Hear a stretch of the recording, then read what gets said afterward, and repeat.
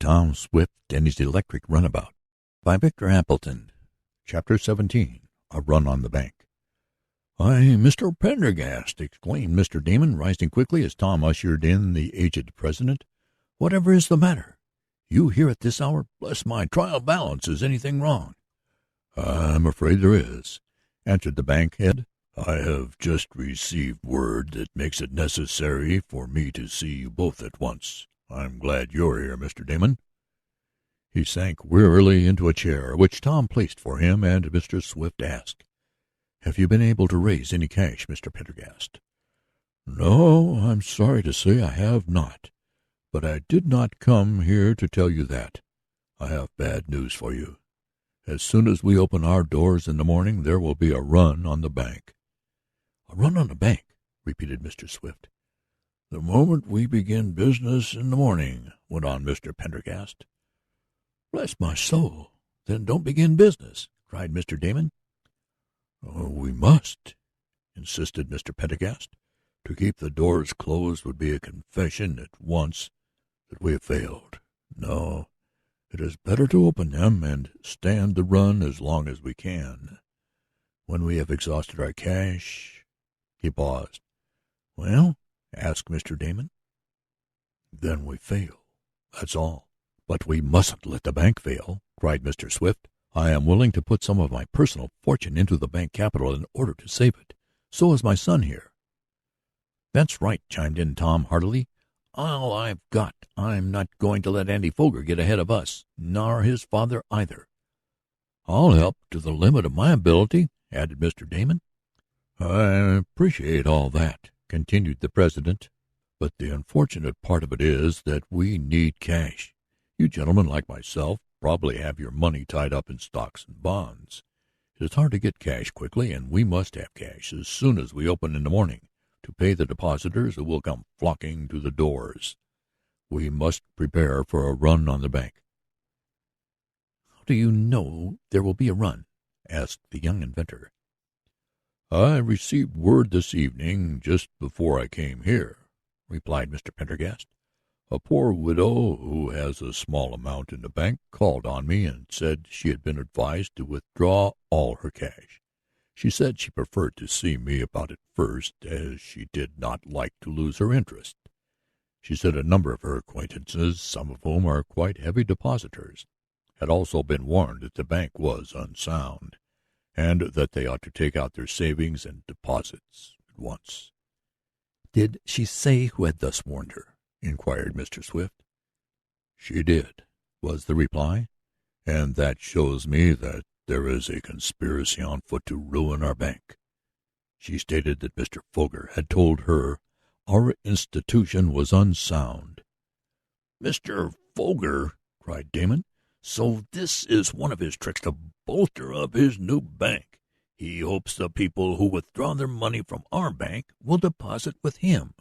I see his game. He's a scoundrel, and if it's possible I'm going to sue him for damages after this thing is over." "Did he warn the others?" inquired the aged inventor.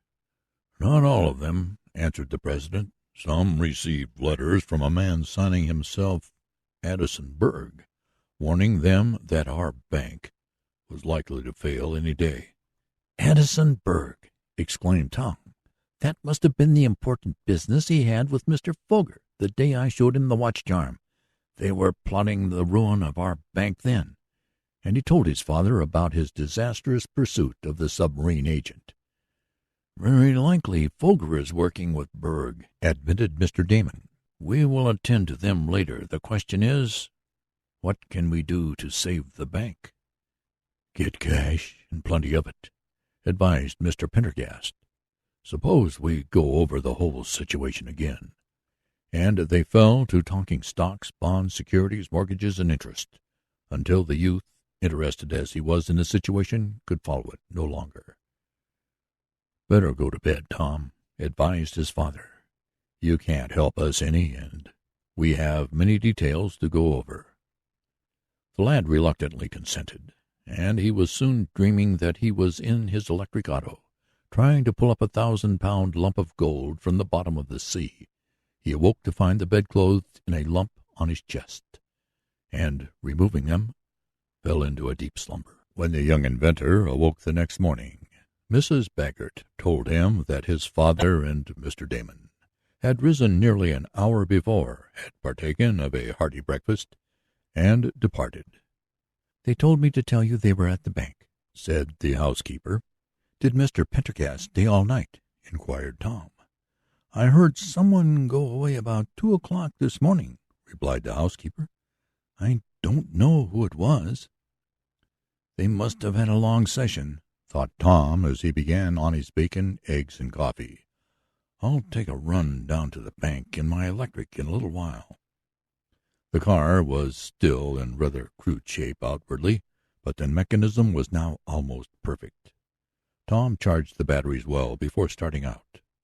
The youth had no sooner come in sight of the old Shopton Bank, to distinguish it from the Second National which Mr. Foger had started, than he was aware that something unusual had occurred. There was quite a crowd about it, and more persons were constantly arriving to swell the throng. "What's the matter?" asked Tom of one of the few police officers of which Shopton boasted, though the lad did not need to be told. "Run on the bank," was the brief answer. "It's failed." Tom felt a pang of disappointment. Somehow he had hoped that his father and his friends might have been able to stave off ruin. As he approached nearer, Tom was made aware that the crowd was in an ugly mood. "Why don't they open the doors and give us our money?" cried one excited woman. "It's ours. I worked hard for mine, and now they want to keep it from us. I wish I'd put it in the new bank." "Yes, that's the best place," added another. "That Mr. Foger has lots of money." "I can see the hand of Andy's father and that of Mr. Berg at work here," thought Tom. "They have spread rumors of the bank's trouble and hope to profit by it. I wish I could find a way to beat them at their own game." As the minutes passed and the bank was not opened, the ugly temper of the crowd increased. The few police could do nothing with the mob, and several bolder than the rest advocated battering down the doors. Some went up the steps and began to pound on the portals. Tom looked for a sight of his father or Mr. Damon, but could not see either. It was not the regular hour for opening the bank, but when the police reminded the people of this they only laughed. "I guess they ain't going to open anyhow," shouted a man. "They've got our money and they're going to keep it. What difference is an hour anyway?" "Yes, if they have the money, why don't they open, and not wait until 10 o'clock?" cried another. "I've got $105 in there and I want it." More excited persons were arriving every minute. The crowd surged this way and that. Many looked anxiously at the clock in the tower of the town hall. The gilded hands pointed to a few minutes of 10. Would the bank open its doors when the hour boomed out? Many were anxiously asking this question. Tom sat in his electric car near the front of the bank. The interest of the crowd, which under ordinary circumstances would have been centered on the queer vehicle, was not drawn toward it. The people were all thinking of their money. Suddenly one of the two doors of the bank slowly opened. There was a yell from the crowd and a rush to get in, but the police managed to hold the leaders back. And then Tom saw that it was Ned Newton who stood in the partly open portal. He held up his hand to indicate silence, and a hush fell over the mob.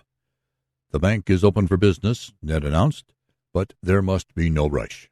The building is not large enough to accommodate all of you. If you form a line, you will be admitted in your turn. The bank hopes to pay you all." "Hopes!" cried a woman scornfully. "We can't eat hopes, young man, nor yet pay the rent with it. Hopes indeed!" But Ned had said all he cared to, and with rather a white face he went back inside. The one door remained open, and with a policeman on either side, a line of anxious depositors was slowly formed. Tom watched them crowding and surging forward, all eager to be the first to get their cash out, lest there be not enough for all. As he watched, the young inventor was aware that someone was signaling to him from the big window of the bank. He looked more closely and saw Ned Newton beckoning to him, and the young cashier was motioning Tom to go around to the rear, where a door of the bank opened on a small alley. Wondering what was wanted, Tom slowly ran his machine down the side street and up the alley. No one paid any attention to him. A porter admitted the lad, and he made his way to the private offices where he knew his father and Mr. Damon would be. In the corridors he could hear the murmurs of the throng and the chink of money as the tellers paid it out. "Well, Tom, this is bad business," remarked Mr. Swift as he saw his son. The lad noticed that Mr. Damon was in the telephone booth. "Yes, Dad," admitted Tom. "It's a run, all right." "What are you going to do?" "The best we can. Pay out all the cash we have, and hope that before that time the people will come to their senses. The bank is all right if they would only wait, but I'm afraid they won't, and after we pay out all the cash we have, we'll have to close the doors. Then there's sure to be an unpleasant scene, and maybe some of the more hot-headed ones will advocate violence. We have given orders to the tellers to pay out as slowly as possible, so as to enable us to gain some time." "And all you need is money. Is that it, Dad?" "That's it, Tom. But we have exhausted every possibility. Mr. Damon is trying a forlorn hope now, but even if he is successful—" Before Mr. Swift had ceased speaking, Mr. Damon fairly burst from the telephone booth. He was much excited.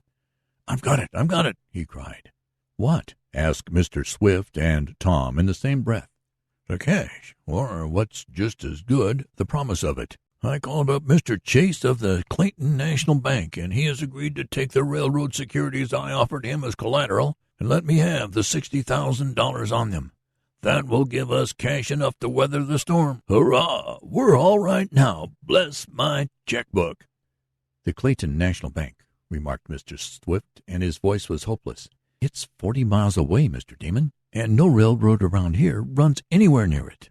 No one could get there and back with the cash today in time to save us from ruin. It's impossible. Our last chance is gone." "How far did you say it was, Dad?" asked Tom quickly.